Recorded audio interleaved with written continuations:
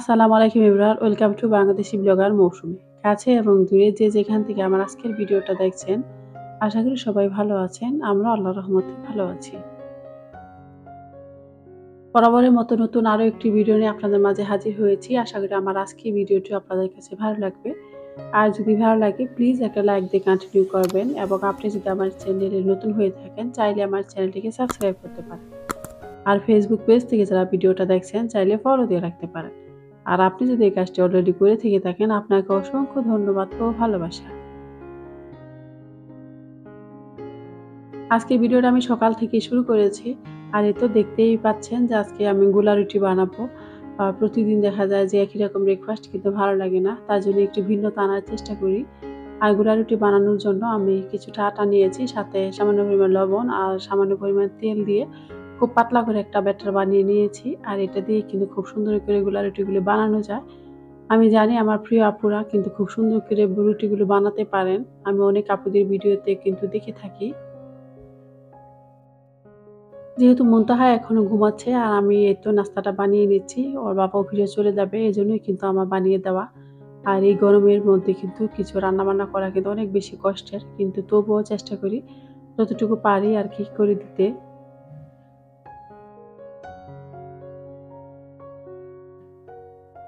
আর এই গোলা রুটিটা কিন্তু মুনতাহার বাবাও খুব পছন্দ করেন। আমার কাছেও ভালো লাগে। আর তার জন্য কিন্তু আমি মাঝে, মাঝে এভাবে একটু বানিয়ে নিই।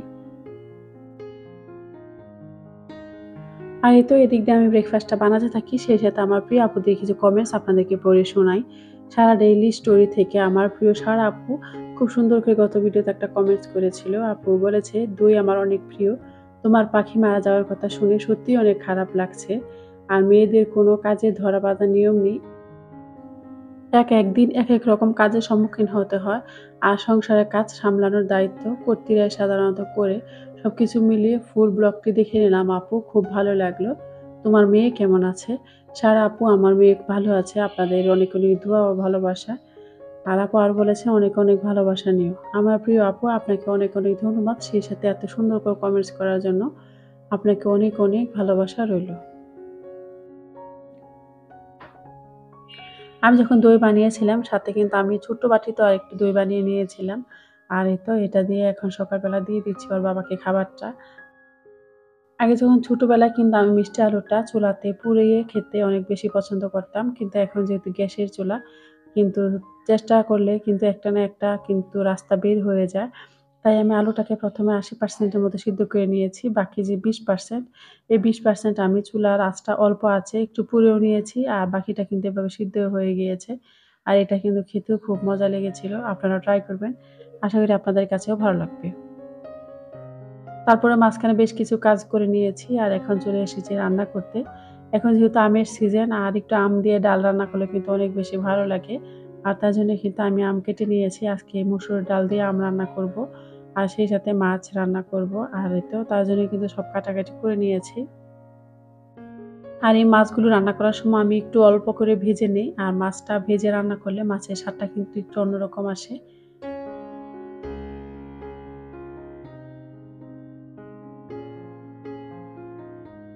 আর আজকে ডালটা আমি প্রেসার কুকারে রান্না করব। তার জন্য মসুরের ডালের সাথে কিছুটা পেঁয়াজ কুচি, কাঁচামরিচ কুচি আর লবণ দিয়েছি। আর দিয়ে সামান্য পরিমাণ পানি দিয়ে ঢাকনাটা ঢেকে লাগিয়ে রেখেছিলাম। আর ৩ টা সিটি যখন দিয়েছে, এই পর্যায়ে কিন্তু চুলাটা অফ করে দিয়েছি। আর একদিক দিয়ে আমার ডালটাও হচ্ছে, আর একদিক দিয়ে কিন্তু আমি মাছটাও রান্না করে নিচ্ছি। মাছগুলো আমি খুব সুন্দর করে ভেজে নিয়েছি। আর এখন তরকারিটা রান্না করব। আর আজকে সজনে আলু দিয়ে মাছের তরকারি রান্না করব। অনেকে হয়তো সজনে শুধু ডালেই খান, কিন্তু আমার কাছে তরকারি রান্না করলেও বেশ ভালোই লাগে। আর এই তো তার জন্য কিন্তু আজকে রান্নাটা আমি করছি।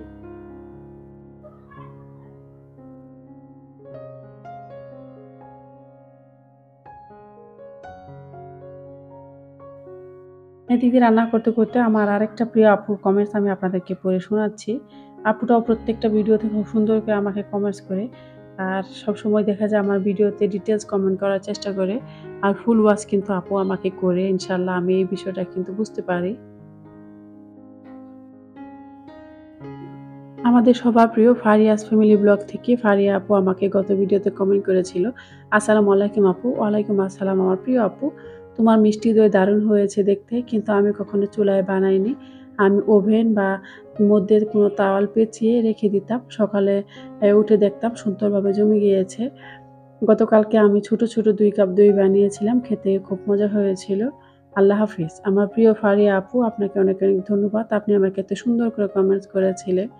সত্যি বলতে কি, দইটা দেখতে যতটা সুন্দর হয়েছিল, খেতেও কিন্তু অনেকটা মজা হয়েছিল। আর আমি যেভাবে ভিডিওতে দেখিয়েছি, আপনারা যদি এভাবে ট্রাই করেন, আশা করি আপনার দইটাও খুব সুন্দর হবে। অনেকের দই হয়তো জমতে চায় না, কিন্তু এইভাবে যদি দই বানান দেখবেন খুব সুন্দর করে কিন্তু জমে গিয়েছে।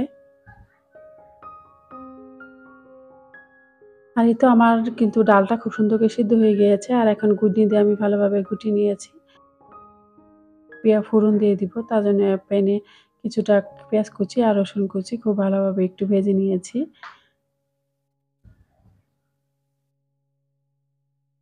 আর বাহিরে কিন্তু মাশাআল্লাহ অনেক বাতাস ছিল, দেখতেই পেয়েছেন।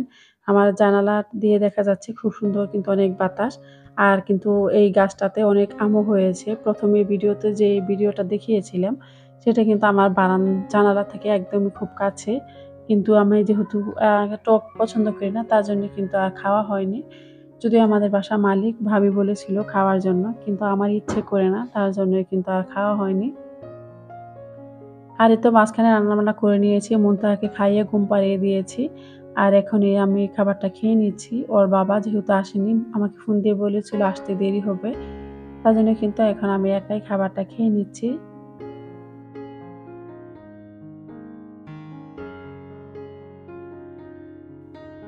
আর ডালটাও কিন্তু মাশাআল্লাহ অনেক মজা হয়েছিল খেতে। সেই সাথে তরকারিটাও তো খুব ভালোই লেগেছে।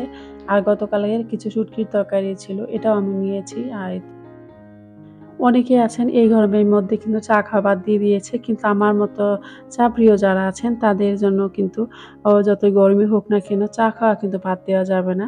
আর এটা আমি আজকে আপনাদের সাথে শেয়ার করব, স্পেশাল একটা চা। আর এটা হচ্ছে ক্যারামেল চা। ১ম এ বানানোর জন্য আমি একটা প্যানে ১ কাপ পানি দিয়েছি, সাথে ২ চা চামচ গুঁড়া দুধ দিয়েছি। আর দিয়ে দুধটা খুব সুন্দর করে পানির সাথে মিশিয়ে নিয়ে একটা বলক দিয়ে রেখে দিয়েছি। আর এই প্যানটায় এখন আবার একটু ধুয়ে এখানে ২ চা চামচ চিনি দিয়েছি, ১ চা চামচ পানি দিয়ে খুব সুন্দর করে একটা ক্যারামেল বানিয়ে নিয়েছি। ক্যারামেলটা যখন খুব সুন্দর কালার এসেছে, এই পর্যায়ে আগে থেকে গরম করে রাখা দুধটা ঢেলে দিয়েছি।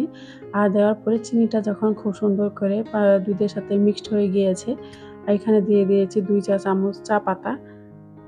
আর এটা দিয়ে আমি বেশ কিছুক্ষণ সময় জাল দিয়ে দিয়েছি। এতে করে কিন্তু চায়ের খুব সুন্দর একটা ফ্লেভার আসবে।